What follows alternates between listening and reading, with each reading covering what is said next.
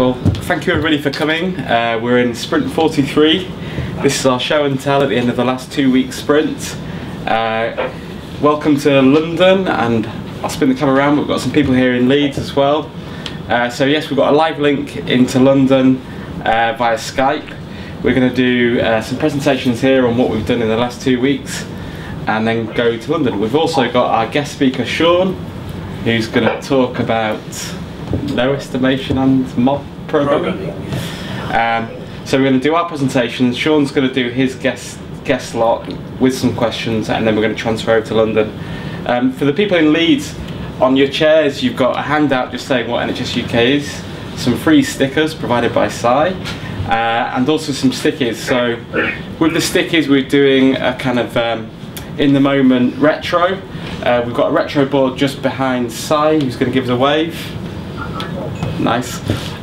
Just what you learn, what you would like to learn, and what we could do better. So just jot down some thoughts if you can, and we'll take some feedback. So just a quick reminder of our team, which is growing. This is the whole team across here in London. We've got some new joiners in Leeds. Paul, who's here at the beginning, joined as a technical architect. I don't know yet. Kind of. Yeah. He doesn't know yet, for people who can't hear in London. And he's with us kind of part-time-ish. And then also Michael, who's at the end there, who's joined as a front-end developer, and he's from Choices, and he's also here part-time-ish, roughly half-time. He's nodding for people in London. Hello!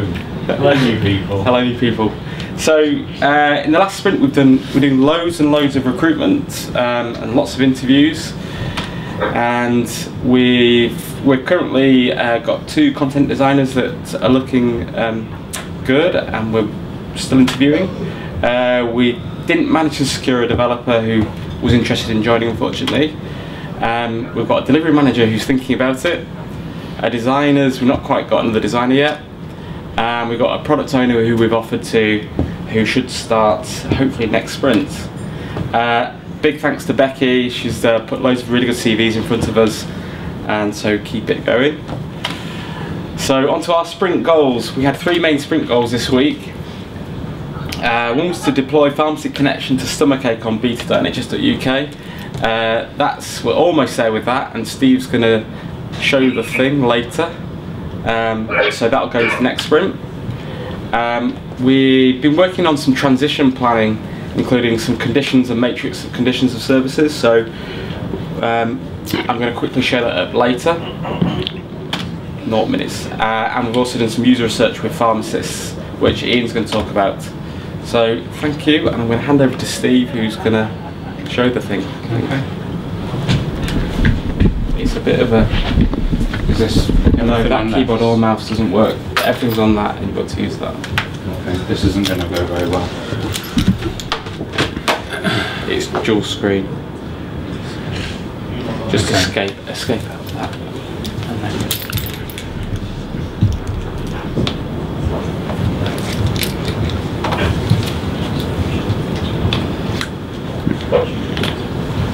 okay, so we've done a bit of work. We've got a website running on Azure at the moment. It's in the process of being redirected from the beta subdomain, so that in the next sprint we're aiming to get this kind of a real thing that's connected up to the existing stomachache condition. So what's going to happen is there'll be hopefully a button on that page. You click through to that, it'll come to this page. You'll continue, you'll do a search,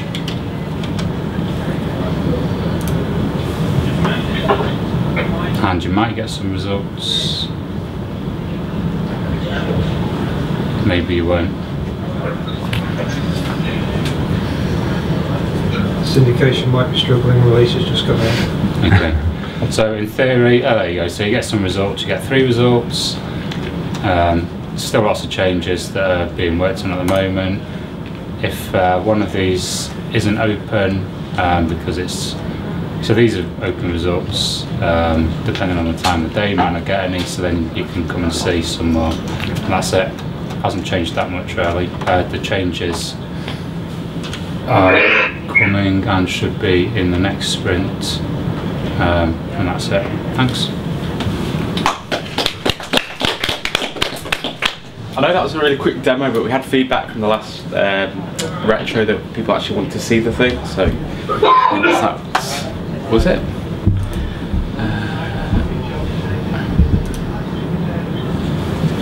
Okay, so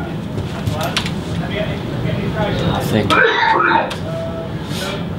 we mentioned transition planning earlier, and so this is what Joe's been working on a lot this week, and this is basically it. So at the moment it just looks like a stomachache page with perhaps a pharmacy finder, but we wanted to make the point it's actually a bit like a rubber stamping process, where once we've done this we can then reflect it on lots and lots of conditions and lots of symptoms that are there down the left here, and then also we just wanted to point out actually there's loads of services that we can link people off to, and this is the matrix that Joe started, where we've looked at conditions and matched them across services we could connect people off to, and there's lots. That line there goes a long way to the right, and then there's also some potential online transactions which we may start looking at later, so we just wanted to give an indication of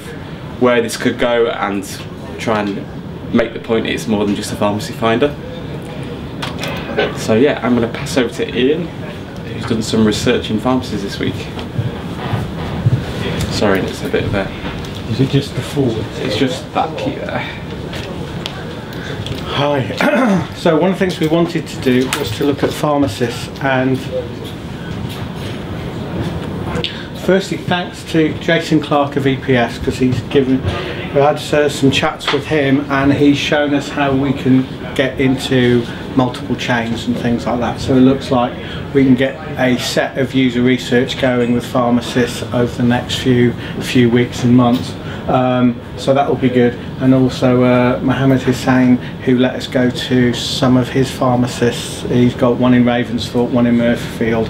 I went to the one in Ravensthorpe, and although it's only had a chat with one pharmacist, there's some stuff that came out from that conversation, and some of his staff chipped in as well, which gave me some thoughts about stuff that we need to go and think about in terms of the whole connecting to services agenda. So why did we go and have a chat with pharmacists? When we first started the connecting to services stuff, we were looking at GPs, and from having chats to GPs and their patients, it was clear that pharmacists had a big role, and so we needed to look at that important part of the chain as well. So the next thing was, well, let's go and have a chat to some. So again, this is only one person, but some good stuff came out, some good signposts as to what we need to go and look at. Something I was told is a lot of services are localised, so although a pharmacist might do one thing in one area in another area because of the CCG and all the other contracting issues, the services might be very different. So we've got to really, I think, look at the range of that and see how do we develop a website that tries to do as many things for as many people most of the time that's relevant for their area. Something that's happening, we notice on pharmacists' websites they're offering a lot of services, and one service they're offering is, if you want a repeat prescription, no need to phone your GP, phone us, we'll get it all sorted out for you, come and pick it up. The pilot was done in London where pharmacists were stopped from doing repeats over the phone. They're now doing it in Kirklees, and something that came out, it's to stop over ordering and costs, but this might go national. So this might be that some of the services that pharmacists offer are going to change quite a lot. Raised issues about the morning after pill. Sometimes it's free, sometimes you have to pay for it. Issues some people are going all the time. Issues about Gillick's competency, all kind of stuff we need to think about. Think about the morning after pill on the NHS Choices Analytics. It's one of the most common searches. Ian, can you say about that, by the way? The guys in London, they want to see your handsomeness. Right, yeah. Yeah. Okay. So that's one. I think we have to look at, because the provision of that and how it's done is kind of patchy. Issues about whether it's hiding things like assaults and stuff like that. They want to give face-to-face advice, not just over the phone, because over the phone advice, they give advice for 10 minutes and somebody goes to the local Tesco's. They want somebody in so they get the business. They are the first port of call for a lot of people, so they have an important role signposting. Lots of service cost issues. They offer free delivery, but if they're not a nominated pharmacy for somebody, GP sends them a fax to say go and deliver paracetamol to somebody at 10 o'clock in the evening. That's a big cost for them. If it's one of their own patients, they'll do it. An elderly person, they'll do it. Other people, why? If this is costing me money. So we have to make sure we don't deliver something that costs pharmacists money. But overall, they very much liked the concept and the idea of what we are doing, and I think we need to go and do a bigger discovery piece with pharmacists. Pharmacists as well, probably not a place for us to do pop-up research to see patients. This shop just did not have room. Lots of people coming in and out, lots of stuff being done. We need to go and see a few more to see if it's possible. Great way of getting feedback from users. GPs, we can do it. Pharmacists, we might have to do a rethink. But that's it, thank you very much.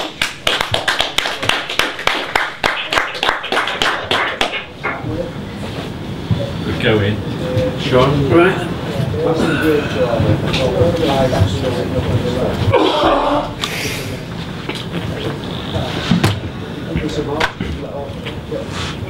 Which one is it? The enter key? Dom? Yeah, just, you might just stand further back. Yeah, I'm going to do. Yeah. Hi, my name's Sean. I'm a dev manager at Choices.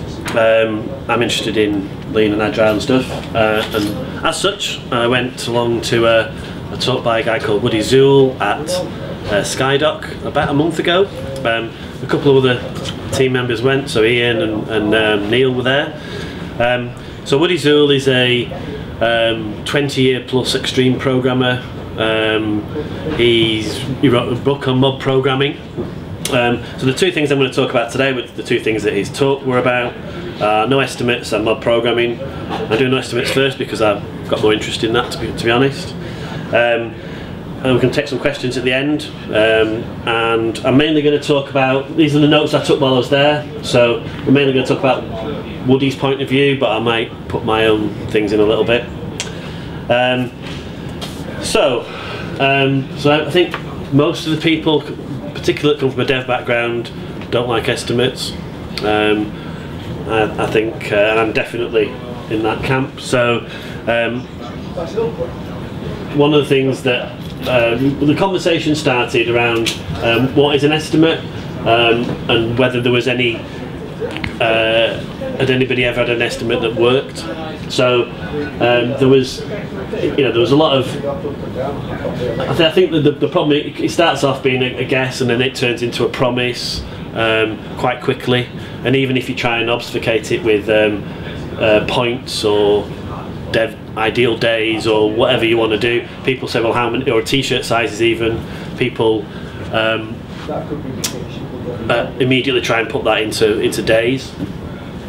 So and then we asked, why do we estimate? So, what's the point of doing it? So, and it was, it came out about predicting the future. Do we have enough people to deliver and things like that? So one of the more amusing parts of it was the cycle of continuous non-improvement. So you do an estimate, then you do some work, then you find your estimates are not right, and your requirements are unclear. Then you put some more effort into the estimates, and then you just keep going round and round the circle. And I think from my experience that the estimates never get great. So and there's also talk about what do we estimate. So we tend to estimate historically things like the developer time, but that's got, if you look at it in the bigger picture, actually it doesn't really match up to the real time. So you can measure dev and test, but really it's about how long it takes to deliver something, and we never very rarely measure that. So and also about the need for control and certainty. So particularly from sort of people that come from a more of a sort of a project manager background, they want to try and put some control over the top of it. and Woody's message was, we need to control our urge to control things. So some of these things are just like sound bites from his from his sort of talk. Because he did about an hour on no estimates, and then about an hour on mob programming. So yeah, so we talked a little bit about all these, there's all these methods for estimating, whether you function point analysis, and all these things, that pretend to give you the answer of your estimates. But as with the gingerbread house, there's if it looks too good to be true, it probably is. Doing good estimates isn't easy, and it's in my view, and I guess in his, it's not usually worth the effort. So there was also some profound comments from him around if the type of decisions we make require estimates, then there are better types of decision.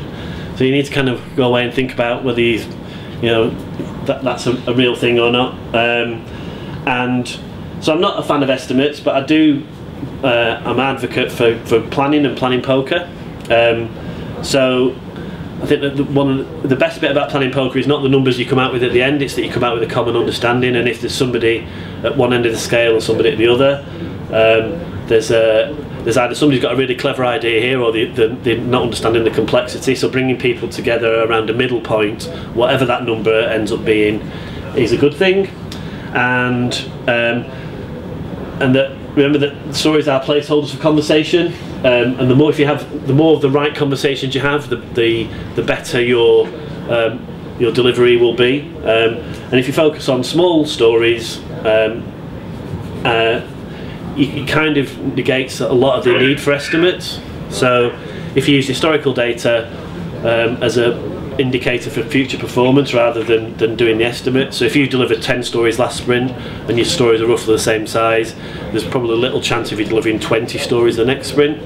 So so that's the no estimates bit. So mob programming, so the first thing I thought about was gangsters, so that's why there's bullet holes and a violin case. I didn't do the machine gun. So Woody Zool wrote a book or co-authored a book on mob programming called The Whole Team Approach, Mob Programming the Whole Team Approach. And this is kind of what he talked about here. So he worked at a company called Hunter that did this, and they have been doing mob programming all day, every day for 5 years, which is a bit extreme. So the way they do it is this: they have 3 80-inch monitors, and they all gather around these 80-inch monitors, and so the definition of the mob programming is they're working on the same thing at the same time in the same space on the same computer. So I think they started on a it seemed, I don't know, there's a lot of barriers to doing this in an existing company, I think, but they seem to make it work. So the way they did it, so they didn't have any, so the first hour they used to just practice skills, so they do some kind of katas and things like that, or some test driven stuff. They didn't need any ceremonies because they were all there all the time, so they didn't need stand-ups, so everybody was always there. And they also kind of literally moved as a mob, so they started at the same time, finished at the same time, had lunch at the same time. And I'll come on to a little bit more of that in a minute. So we have, the way it works is they have one person driving and multiple navigators. So there's the whole team's there. It's not just the developers, there's product owners, testers, etc. And one key point was that, everybody was programming, but only one person was typing, in effect. So people were thinking about other things, and it was just that it wasn't one person watching one person code. There was lots of input, and there was one person with the keyboard, and then they rotate every 15 minutes. So so they also talked about one of the rules they had is for an idea to go from head to computer, it must go through somebody else's hands. So if you were typing, you couldn't just, I think I'll do it this way because I've got the keyboard. The idea had to come you had to wait until you weren't typing for that to come in. They also used to, like, you know, within the same workspace, they used to have a couple of other laptops and stuff, so some people might be doing other things, but they were all part of the same thing. So, so why would you do it? So, some of the benefits that I could see were, you do get high quality code because you've got everybody focused on the same problem at once. It's fun if people enjoy being together. I think it was quite a fun atmosphere. You can level up new members of the team really quickly. So they talked about examples where, you know, they had people join as either testers or juniors, and they quickly became you know, proficient members of the team because they had all these kind of world-class programmers around them all the time, every day, all day, in a quite supportive environment. Yes, and there was less pressure on individuals because the team basically succeeded or failed as a whole. There was no, oh, you know, wait for your story to finish, because it was a collective effort. And yeah, so there was no need for code reviews and stuff like that because literally the whole team was looking at the code being done on these massive monitors.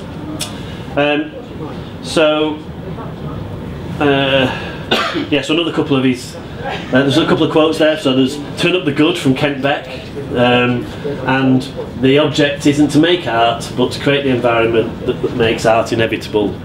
So he did like his kind of quotes like that. So so I think this is, you know, I think this is they did a whole day of mobbing at Sky before this talk, and they'd be interested to hear about some of how they felt about that afterwards.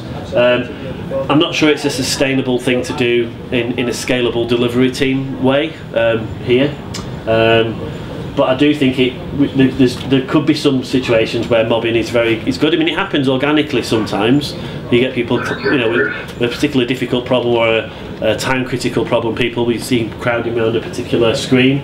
But I think that the idea of deliberate practice and doing it as a team on a regular basis might be something that we could take away from that. And that's it.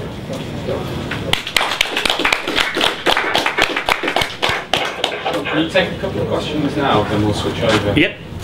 If anybody's got one. I want to start with, I mean, did they not find that the other members of the team were distracted by their laptops or phones? Or? Apparently not. So, I mean, so there was things going on. You know, they did have a couple of other machines around that people could, you know, maybe be looking up stuff or checking the mail and stuff. But I think that, you know, the idea was that it was quite a focused way of working. So, you know, and they moved at quite a good pace. So it's a whole it's a culture change. It's not. Did anyone talk about efficiency? No, because, you know, I think the idea was that. You might need to repeat the question. Sorry, just. Oh, okay, sorry. So yeah, the question was, did anybody talk about efficiency? So they didn't really. So I think the idea is that the speed and the quality of the code that you get out of having a group of people focused offset the cost of having them not working on individuals' stories. In fact, what he talked about was the cost of communication across teams, and how if you're waiting for an answer for a question, even if it's just 10 minutes frequently during the day, that's a cumulative effect. So having everybody at the same time, we could argue, is much more efficient. Yeah, so there's a thing here about the question queue time, they called it, didn't they? So it was, you know, whilst you ask a question you haven't got the answer to, then you switch to something else and you've got to switch back again when you get the answer. Sean, had they not stopped doing a lot of testing because it was all done during the programming and the mob as well? Yeah. Yeah, so so there's a question here about they stopped doing. Yeah, the whole process was quite engaged in that one moment. What was the question? Oh, so the question was, did they stop doing testing afterwards? And yeah, so they did it all at the same time. So they came up with the test cases, did all that at the same time. Okay. Are you going to try it? Okay. Are you going to so the question was, are we going to try it? So I think I'd like to try a dojo style one programming exercise. I think that'd be really good. I think the key thing was that it was because the team decided to. So me forcing or pushing a team to do it would be a wrong thing. The team would have to decide to do it themselves. I think that's an important point. We tried it at HMRC on tax credits, and a lot of the junior developers got stuff out of it, but some very introverted developers were just like, just leave me to my own space. And I think that what the team wants to do is an interesting thing. But also because we had 12 developers, we created a team that did mob programming. The other guys just went off and did their own thing, and the management had their eyes on it because they thought that was an interesting A/B test within the team in its own right. And it seemed that both came out of the same place for various reasons, but everyone seemed happier.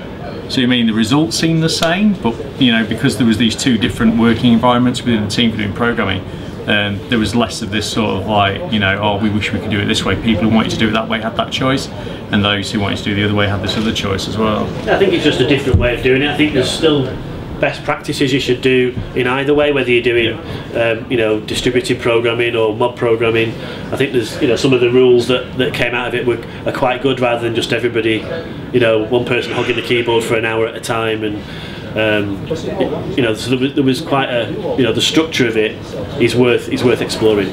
Do you think, and probably the last one before we go to London, do you think that management people, executive members and that, would look at this and go, oh look, they sat around doing nothing? Do you think that would be part of a challenge for a convincing argument around this? So I think you'd have to, I think you could prove that it could work, so you'd have to get an experiment, and I think, you know, I think people will be open to that experiment.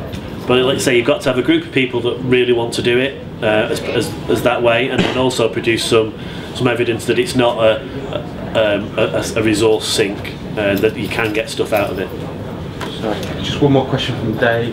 Do you know? Yeah, I'm not a developer by trade. I'm more of a tester. And this is it's all very positive. I'm not a negative man. I can see a lot of kind of negatives that come out of it. And echoing some of his thoughts of my experience of hundreds of developers down the years, that they are quite introverted. This is my code, hands off. If there's anything wrong with it, and they're very protective of their coding.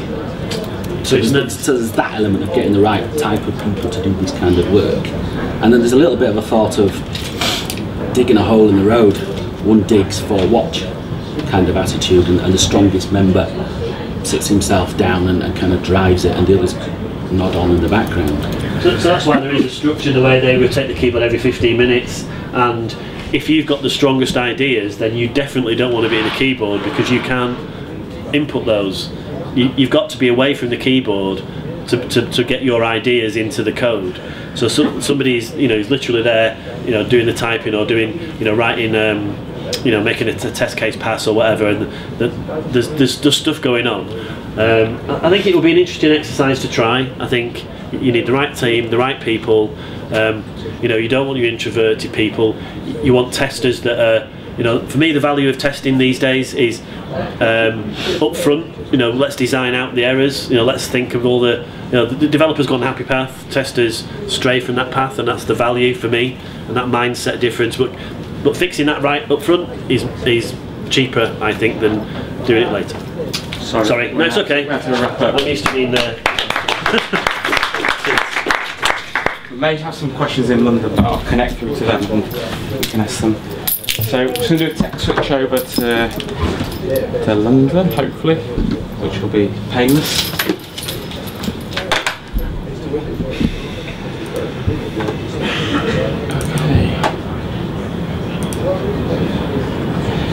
I think if you can just come off mute, we should be able to hear you.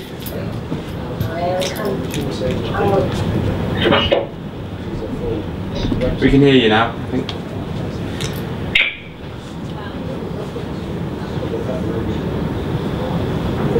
No, we can't hear you. Are you still on mute?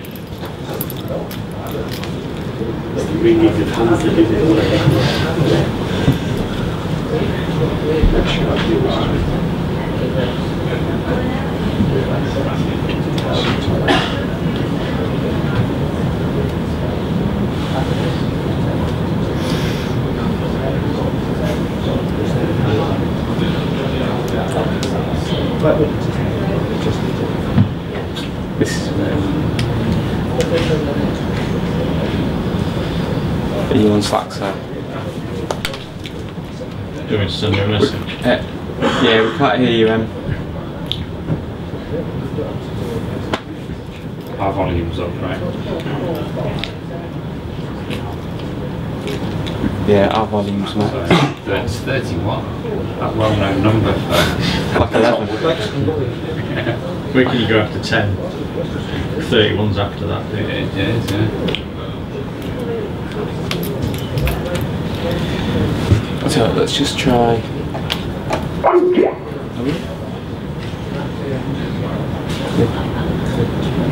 Do this. Yes.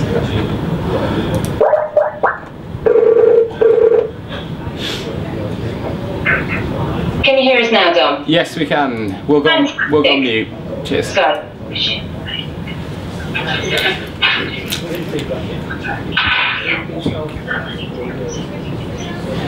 Okay, so we're just going to pull over to the right slides.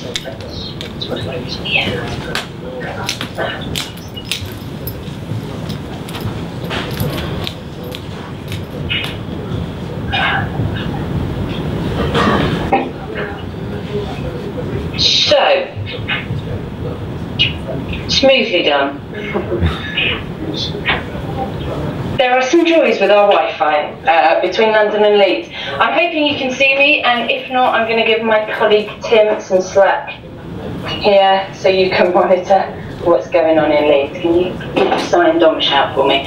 So, London sprint goals. This sprint, I am being Benji, by the way, our delivery manager. I'm not delivery manager, so please bear with me.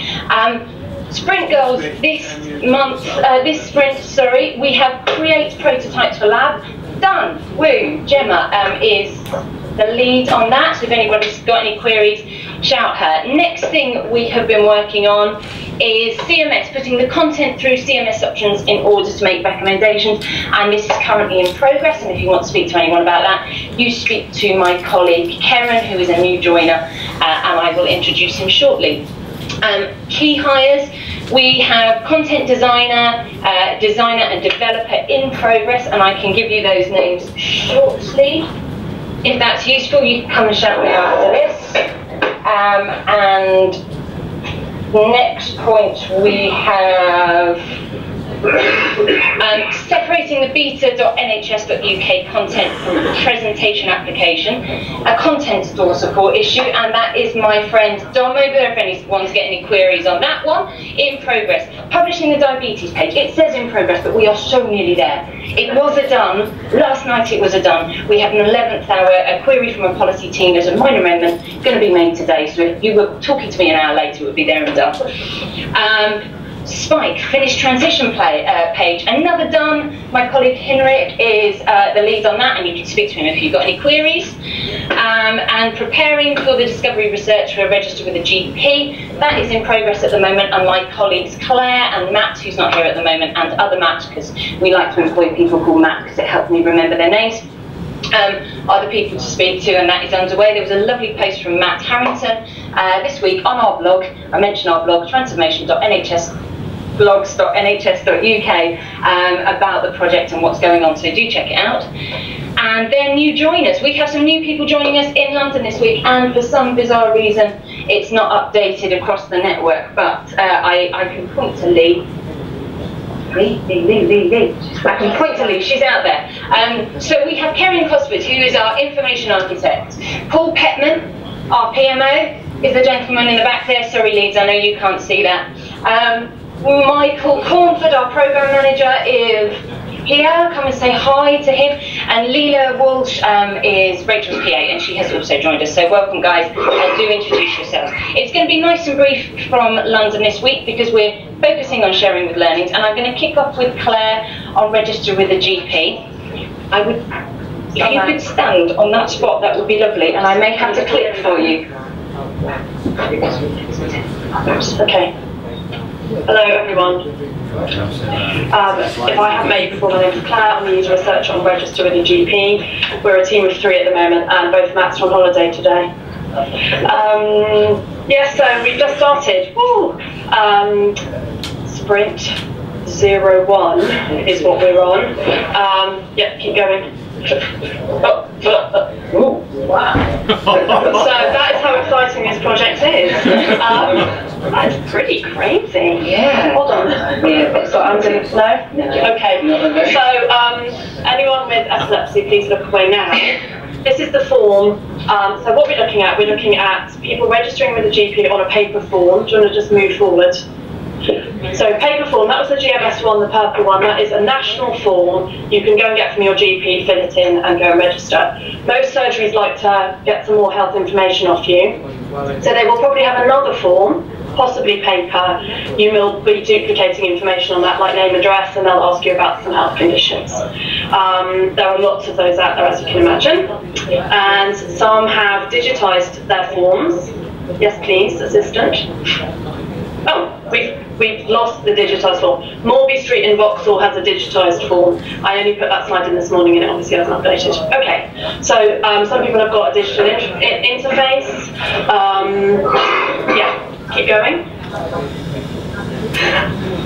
And we're working on a prototype. So as those of you who've been around a while know, there was a prototype already. We were in Street Lane in Leeds on Thursday and we used that prototype. But Matt J is working on a new prototype. So hopefully the next time we go out, we'll have something slightly different to show. And this is what it looks like.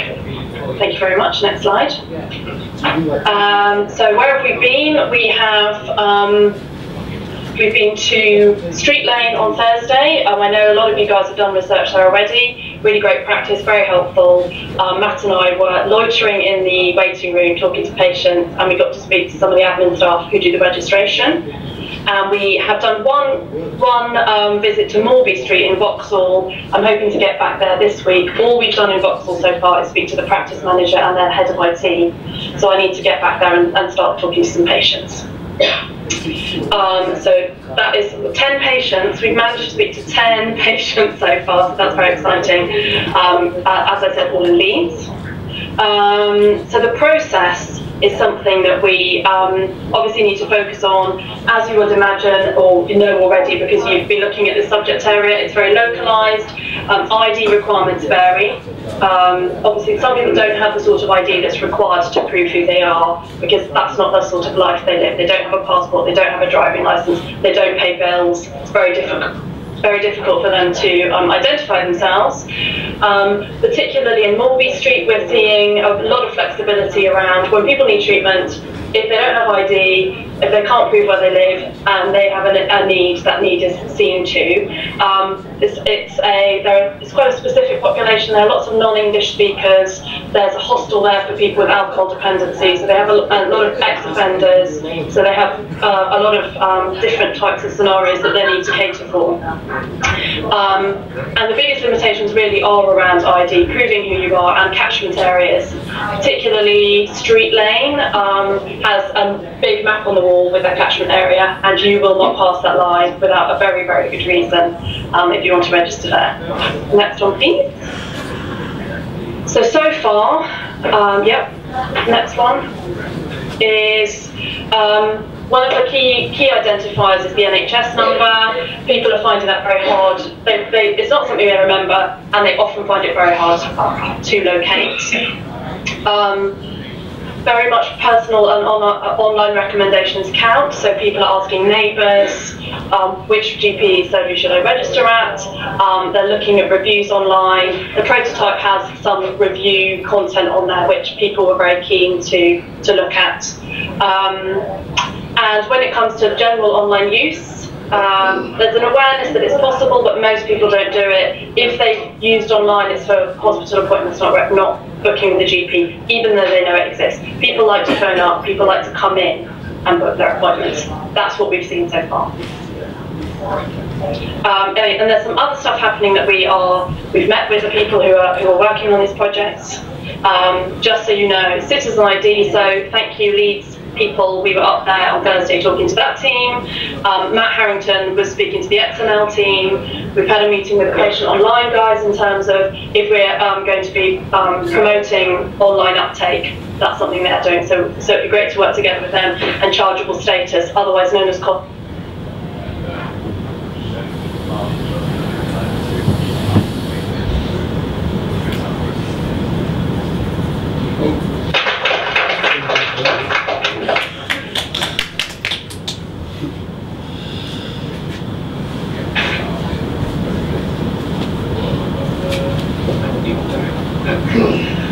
everyone. I'm Kim. I'm Tim. Content designer. And we've been creating new prototypes for the lab. We're going into the lab tomorrow. So I'm just going to give a little bit of overview. I'm a content designer. I'm a designer at NHS.UK. I'm going to give a little bit of background just because we've got some new starters. So we've been working on one-off procedures. These are operations that you might have that fit something. It's not part of an ongoing treatment plan or a series of operations. It's just one operation. We started off looking at hip replacement surgery and hernia repair surgery. We discovered 23 needs. And yes, please. From these needs, we came up with, or we developed a plan to get someone through and understand and get through the steps to surgery. We had the 7 steps, and from these hung various pages with more detail from things like seeing your surgeon to recovery. Yes, next one, please. So that tested really well in the lab, and our next step was to look at how something like these 7 steps might look in the context of a user journey. So if someone has a symptom or a hunch that they have a condition, how are they going to get to these 7 steps? Whether it be through Google or offline, going to the doctors. So we had a look at our unmet needs. We did a bit of an exercise to prioritise them, and we came up with 2 needs. One was, I need to know, we decided to focus on hernia because rather than look at the 2. So our priority needs were, I need to know what hernia is. So this covers things from, what is a hernia and what does it look like? What does it feel like? Where will I get a hernia? The other need was, yes please, Emily. I need to know what the operation involves, what's going to happen to me. Some people we spoke to wanted to know everything about an operation, including to see it. Other people found that really gory, and it's just to test the level of reassurance and giving people more information about their operation. So with these needs, we have developed some prototypes that Tim's going to show you in a second. When we go into the lab, we're hoping to look at this user journey, again, find out how people get to this information from Google and how they navigate around it. Do they understand the information that's there, and can they find what they want? We're also, we've talked a lot about understanding the depth of content that people want.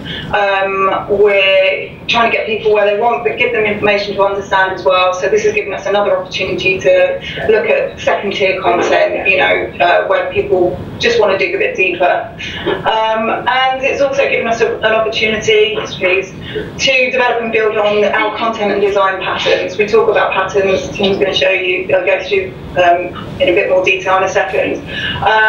But this helps us build on patterns to get ready for transitioning. But before I pass you to Tim, I just want to say thank you to Abby, who's a designer on Choices, and he stepped in when we were a bit low around design work, or a designer to do some design work, and he spent a day with me helping create the prototype, so a big thanks to him. There you go, Tim. Thank you. Hi everyone. I'm going to spend about 2 minutes just talking about some of the design work we've done around the specific prototype for hernia. Can I jump to the first? When we originally did this work, we were looking at the 7 steps to get you through hernia surgery or through hip replacement or joint replacement. The first thing we did in the second iteration was to try and look at some design variations to how people might consume the content. This is the one we're currently going to be testing. What we had in the first instance was a way in which someone could have a curated journey through the 7 steps. So we're linking it up in a quite cohesive fashion. The one we want to look at now is a presentation variation where this becomes much more of an integrated navigation for how people may use that to jump down. One of the things we're starting to realise is that people orientate themselves, when they're in like a health-seeking mode, they orientate themselves on different content, and they'll take actions at various points of that content. Sometimes they may read the whole thing, sometimes they may just read one thing, depending on what their particular situation is or where they are in a particular journey. We'll never know that, so we want to see as many types of people, how they'll react to this particular structure, how they'll behave, and what we can look for. Next one. Thanks. So hernia conditions page is one we're looking at now. The main, when we did this page itself, we realised that the previous 7 steps journey was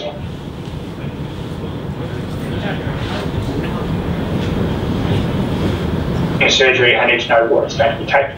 But if you're having pain or you're having some discomfort and you're in a health seeking mode to try and find information about what this might be, or you have a lump in case of a hernia, then you'll be looking more at symptoms and conditions content. So that's where we widened the journey to have a look at that.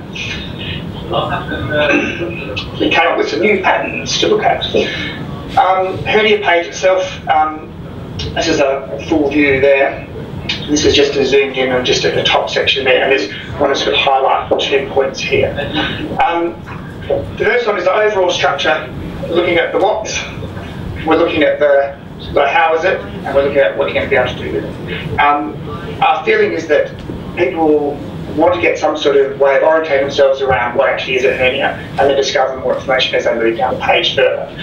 The content on this top tier is deliberately lighter than what we'll get for second tier content, so we're trying to look at if health seeking behaviour is that people will want more information when they want it. They're not going to try and overload the page with lots of content or information about the condition. We've also started looking at this pattern particular here, which we're calling a step pattern, which is about hooking in action with orientation at the same time. It's not a diagnostic tool. It's about giving someone a series of orientation questions which they can use to reflect back on their own personal experience, and then give them a key action which they can take after that. In this case, it's book a GP appointment. We have another pattern here around A&E. Some hernias, if you have a hernia, are a very, very serious condition, so we need to make sure we pull that out. And we've had a lot of great orientation around how our previous emergency boxes worked, but it's not necessarily super urgent, but it could be urgent, and we're trying to look at different levels of how we can use visual design to signpost different levels of communication to an end user, how that works. Next one, please. Alright, so the step pattern, I actually spoke about this earlier. This is what it looks like in a structure, but this could work for almost anything. So if you have a headache, a repeated headache, you can look at, okay, it's serious, I need to see a GP because of these things. Okay, I'm getting some orientation to how my particular experience is reflected within this particular module. And we're hoping that we'll be able to use this repeatedly for lots of different conditions. Okay, types of complications and complications as a second tier content. So this is going deeper into the page itself.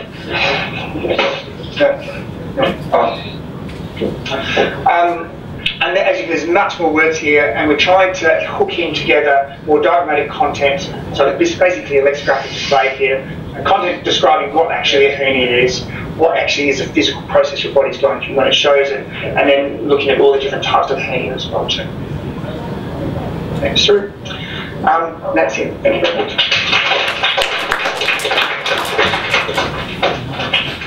We're going to open up to questions now, either in London or Leeds. Feel free to shout them out now, or otherwise I know we've got a couple of guests, Gavin from DH, a couple of friends from Point of Care, and a colleague from the one of our friends from RCA as well, so feel free to stick around afterwards if you've got questions you want to ask us. Anything from London? No?